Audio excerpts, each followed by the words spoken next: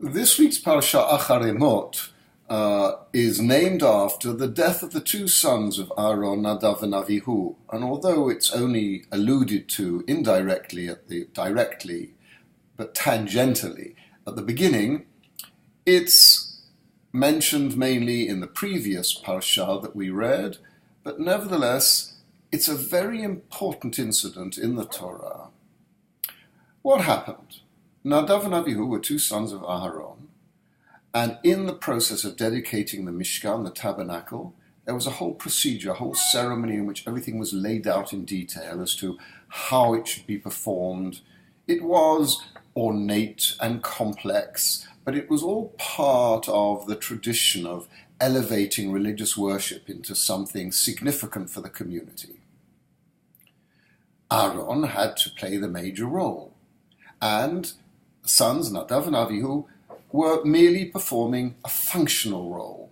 That was their job. Aaron was the boss. He was the guy who made the decisions and the innovations, was closest to God. They were the two who came afterwards. The story goes that they chose to bring incense into the ceremony of dedication that they'd not been told to. And the question is, why did they choose to do this? What was their motive?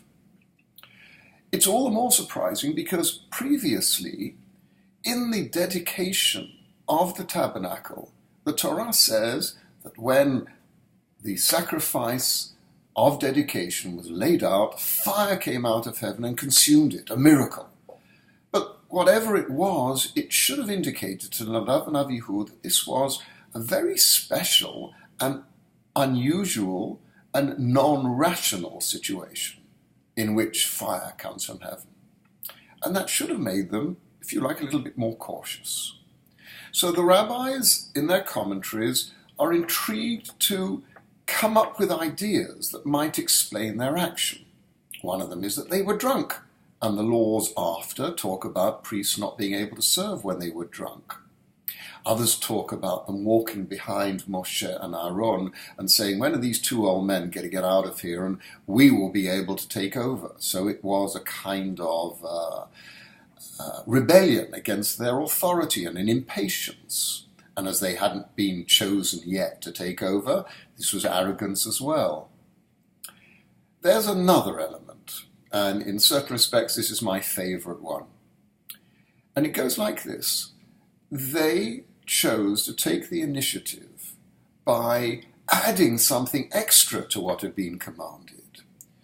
And in doing so, they offended two things. One of them is that they challenged the authority of Moshe and Aaron religiously, not just politically. And the other one is that they were trying to prove that doing more is necessarily better.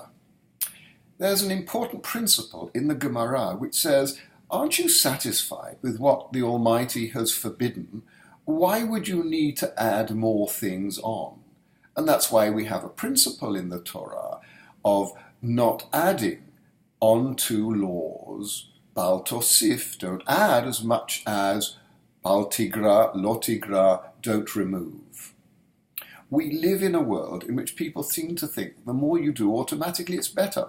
And the more religious you are, and the more God is happy with you. And what this is telling us very clearly is, no, just do the basic stuff well. Do it with good intention. If you want to show more enthusiasm, take what we have and do what we have with greater commitment.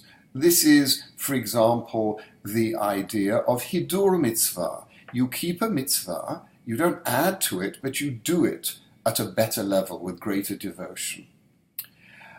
I think the message is very important, that to be a good person, you need to do what you do well. You shouldn't assume that doing more automatically is better, automatically makes you a better person, or a more religious person, or a more spiritual person.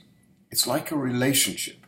It's the intensity of the relationship that matters, not the specific details of how many good points you get for doing a good deed. Shabbat Shalom.